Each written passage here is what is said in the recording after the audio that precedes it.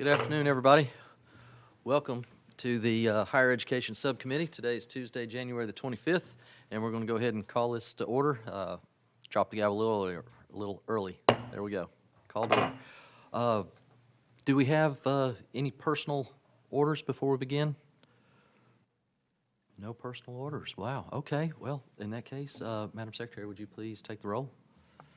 Representatives Baum. Here. Cochran. Here. Darby. Here. Gillespie. Here. Hakeem. Here. Parkinson. Chairman White. Here. Chairman Lafferty. Here. Chairman, you have a quorum. Thank you for that. First off, let's do something real quick housekeeping-wise. The second item on the calendar today, HB 1372 by Representative Halsey. He's reached out and we've rolled that one for 1 week. So we'll come back for that one down the road. Back to the top of the calendar, we've got one bill now by Chairman Sapicki, House Bill 1681. And Chairman Sapicki, you are recognized, sir. Thank you, Mr. Chairman. Good to see everybody here. My first trip to the Higher Ed Subcommittee, so I'm on uncharted grounds here. I heard it's a very tough committee, so I'll be prepared to answer questions. It has to do with a non-degree, non-credited course that people are taking in right now in our community colleges.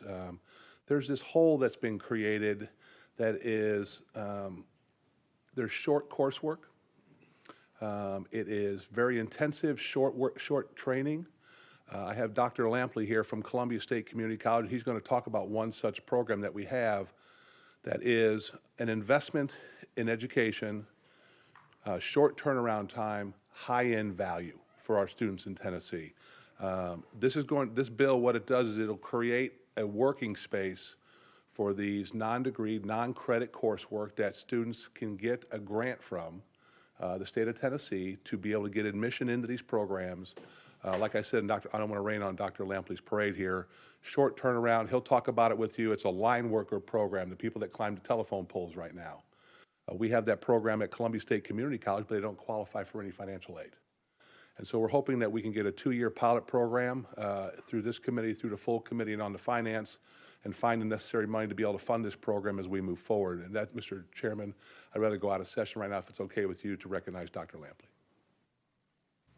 Any objections from the committee? I see no objections. We're out of session. And Dr. Lampley, if you would please, when you get set up there, introduce yourself. Good afternoon. My name is Darrell Lampley. I serve as Vice President for Columbia State Community College. With purview over the Williamson campus and external services primarily as workforce and continuing education. Pardon? Okay, so I think this is a win-win situation. We have a gap in funding for non-credit training that's highly needed by industry. So the students would win, industry would win. It's overall would be a benefit for the state as far as helping fill some of those voids we have in the workforce in a very quick manner. The program that we have that we're talking about today is 10 weeks. It comes with recognized credentials as far as certifications and so forth. There's a Tennessee Valley Public Power Association climbing certificate, a Class B CDL. There's OSHA training. There's some national training as far as CPR and flagger training. So all these components come together in a short time frame for these students to enter the workforce as a pre-apprentice with line companies and those types of providers in the area. There's also some students that have gone on into security. They've gone into some private companies that serve different areas of the country, servicing power poles and so forth. Thank you for that. We've got a question, Chairman Cochran, you're recognized. Thank you, Mr. Chairman. And you may have mentioned this, and I may have missed it. How long, so if I wanted to enter that program to become a lineman at, and it's offered at Columbia State, right? You're correct. So how long is that program? It's a 10-week program. 10-week program. And we just extended that to CDL training by federal regulations. We added a couple of weeks to make sure we could get that covered correctly. Gotcha. And if I, again, if I wanted to go into that program called the 10 to 12 week program, how much does that cost me? Our price for the fall cohort is going to be $4,750. Okay, and that's the full course. Like I would. That's the full course. Okay. All right. One issue we've had lately, in fact, we were going to have 2 cohorts this spring.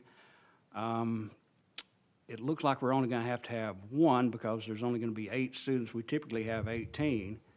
And funding has been the reason that most students have given that they can't attend. We had a waiting list of 40 going in, and they just couldn't come up with the funds. And one last follow-up question, if you don't mind, Mr. Chairman. How would that compare, that $4,000, to before Tennessee Promise, if a student were to come to Columbia State and get an associate's degree, let's say, how much would an associate's degree cost? Oh, so we're probably around $5,500. Okay. In that range. Gotcha. All right. Thank you very much. Thank you for that. We've got Chairman White. You're next, please. Thank you, Chairman. Very interesting. So Columbia State, have y'all been offering this for a while, or is this a new venture? It's fairly new. Our first cohort was fall of 20. Fall of 20? Yes. Would Columbia State be the only school in the state that would offer such a training at this right now? To my knowledge, we're the only community college. I believe there's a TCAT that does. Okay. As well. Okay. Yeah, I understand what you're asking. A number of years ago, I'm from Memphis, and we have a industry down there that teaches people how to grade lumber. Really, when I visit with them, about the only place in the country, maybe the world, that really teaches people how to grade lumber anymore, and they can get a job as soon as they finish that industry standard. So we're trying to work that out and get it more into the system, which is a unique skill, such as. Right. I think this is going to open the door for a lot of things that we've overlooked over the years that were non-credit type programs. Mm-hmm. Could you go a little bit, you touched on it, could you go a little deeper as far as what training is required? When you finish this, what are you able to do with this? So again, we'll go back to TVB, PPA. That group helps coordinate training for all of the power producers in the state of Tennessee and the Tennessee Valley. So the pole climbing is essential to this. They provide an instructor that we compensate for the climbing aspects. There's a CDL portion, and so they'll leave with their CDL license if they go through all the right processes and pass the test. There's CPR training, OSHA training specifically for the service of electrical distribution. Let's see, and then I mentioned the flagger training, I think. Yes. Flagger. Yeah. So basically, they've got all the skill sets built in to start as a pre-apprentice for a lineman and for the power companies. Okay, and I apologize if I missed this. Define flagger training. So flagger training, I mean, we've all witnessed that if you come by construction sites and see the guys that are motioning you to stop or go. Oh, just what it means. Okay. Yeah. Makes sense. Okay. Well, thank you very much. Appreciate it. And Representative Parkinson, you're recognized. Thank you, Mr. Chair. I want to remind the bill sponsor that he got a motion from a Democrat in here. He didn't even look at me. At least you can do is look at me when I. But I did want to say, I guess the flagger has the best job on the site, huh? I would probably say not. Right. But so I think you touched on it a little bit. But tell me about the demand for this course. Is there a big demand for the course? So as far as students go, we've had a huge demand for the course. Again, we keep a waiting list, and at one point we had 40 for the 2 sections that we had schedules for this spring. So that's been a little bit of an issue, how to deal with those students and try to keep them a spot and so forth, and for them to try to find some funding. There's, as Representative Spicky said, there is no funding from the state or the federal government at this point. Yeah, and do you think that's a sustained demand that will be there? Oh, I think so. There's a lot of turnover in this industry to start. There's a lot of folks that are near retirement. A lot of growth in Middle Tennessee, and anytime you have growth in population, the service industries have to go along with those. I actually like the whole premise of the bill, because I know there's a lot of areas that are not covered through financial aid that are booming industries in our state and are booming opportunities rather in our state. And obviously this sounds like one. So thank you. Appreciate you. And it serves a population of students that are not academically focused, if I can put it that way. They don't want to take an English class or history class. They want to build some skill sets to help them throughout their life. All right. Well, thank you for that. And that was a very eloquent way of saying that. Thank you. Appreciate it. Representative Hakeem? Thank you, Mr. Chairman. I'll defer. I want to speak to Representative Subcommittee, Chairman Subcommittee, if I could, at the appropriate opportunity. We'll do that then when we come back in session. Any other questions from the members?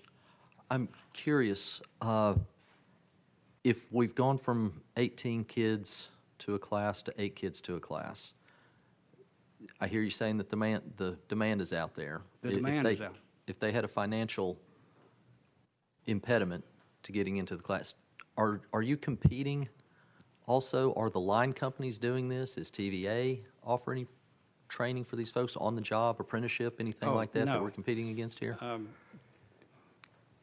We're the only TV PPA certified program in the state, to my knowledge.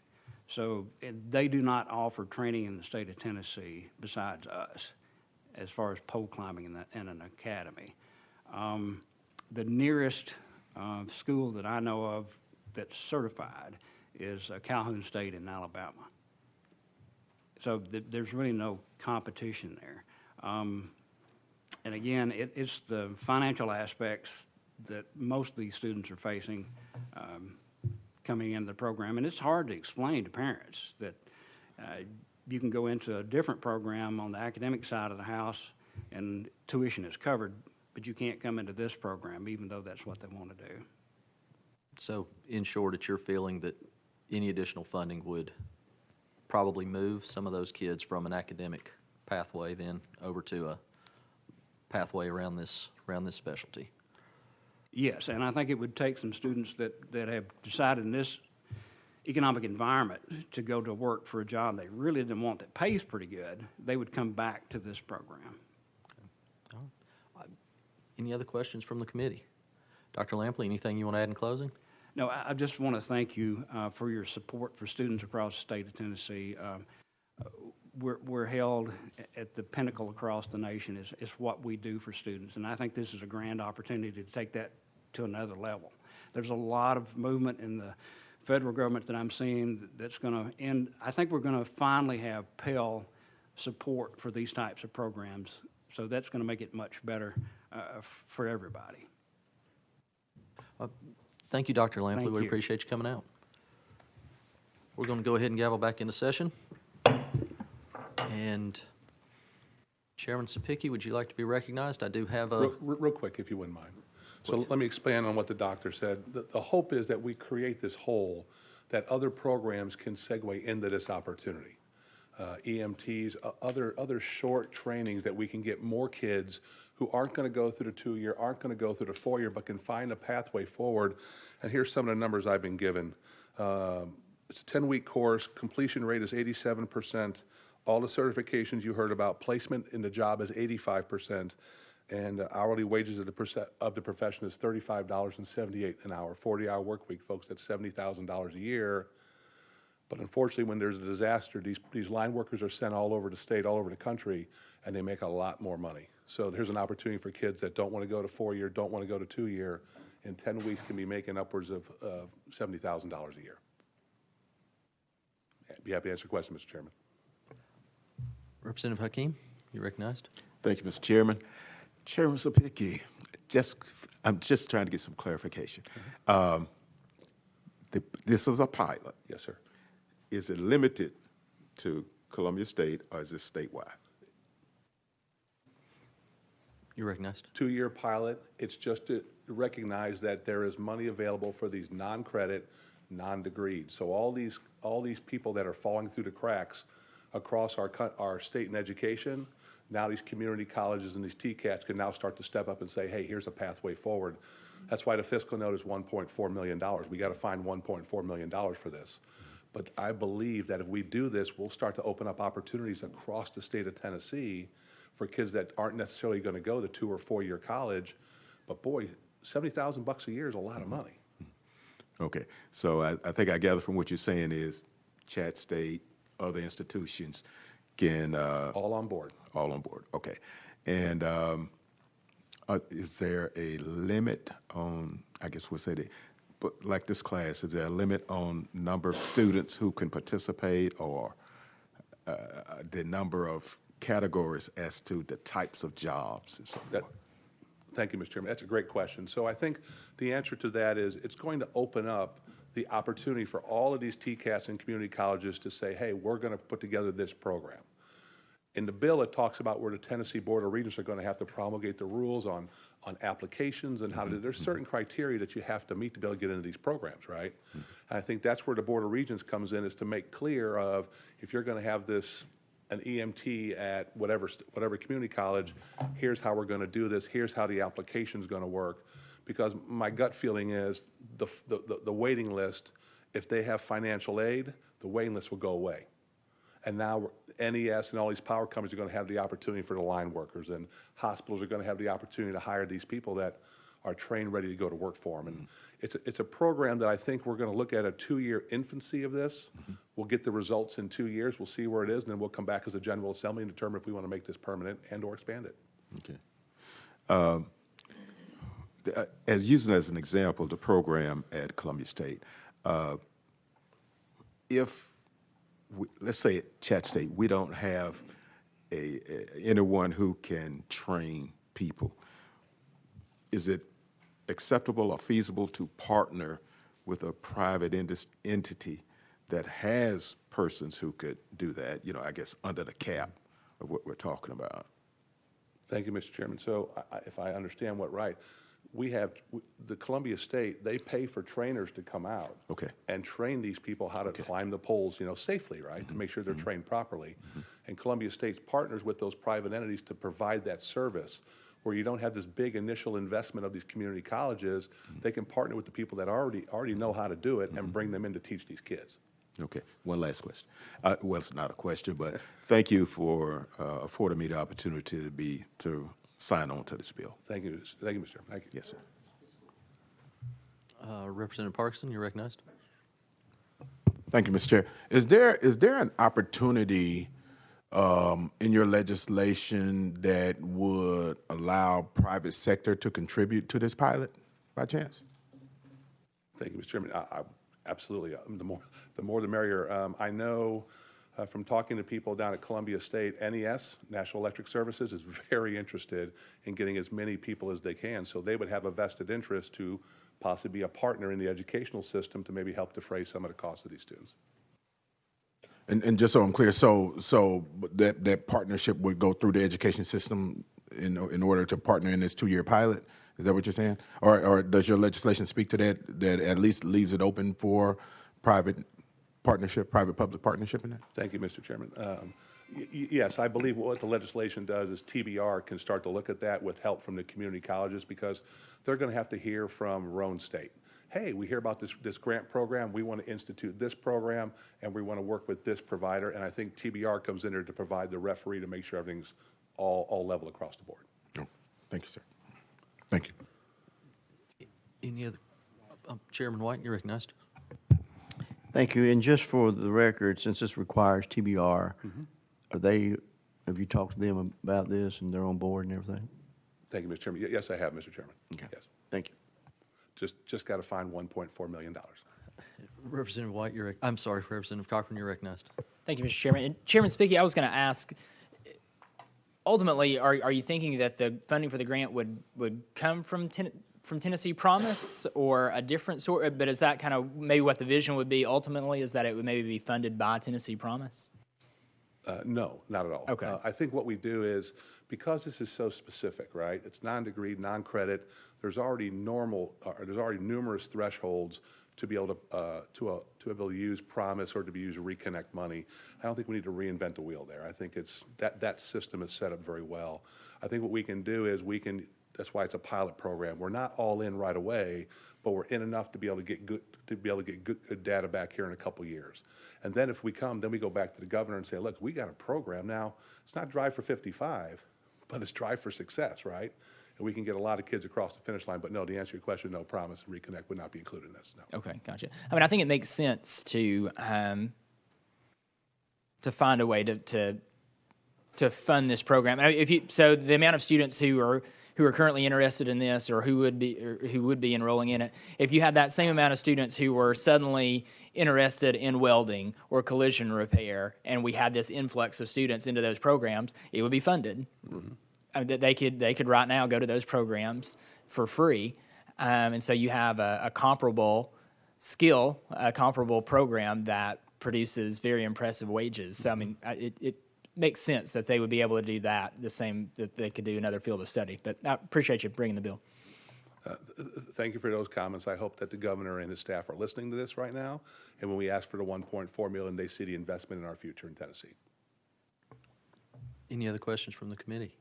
I've got one that just hit me. Do you have to have a high school education, a high school diploma to get into this program?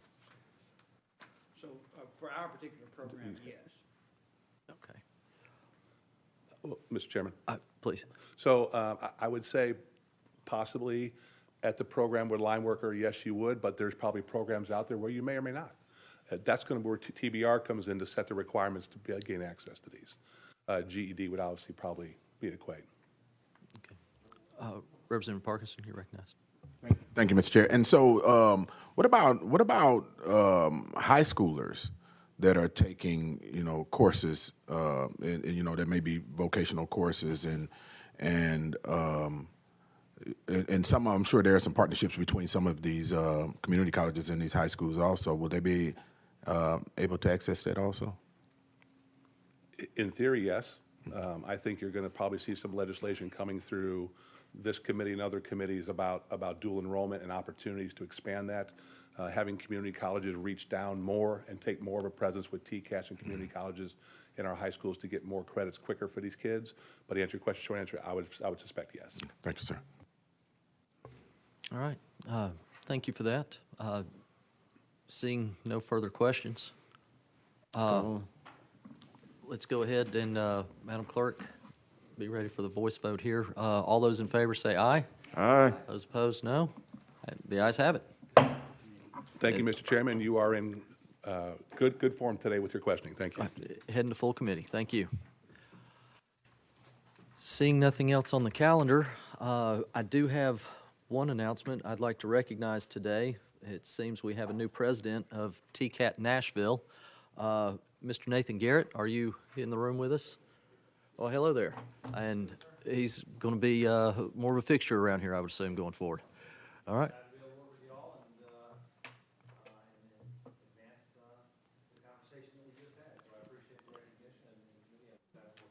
Thanks for being here. All right, folks, seeing no other business in front of us, we're going to go ahead and adjourn without objection.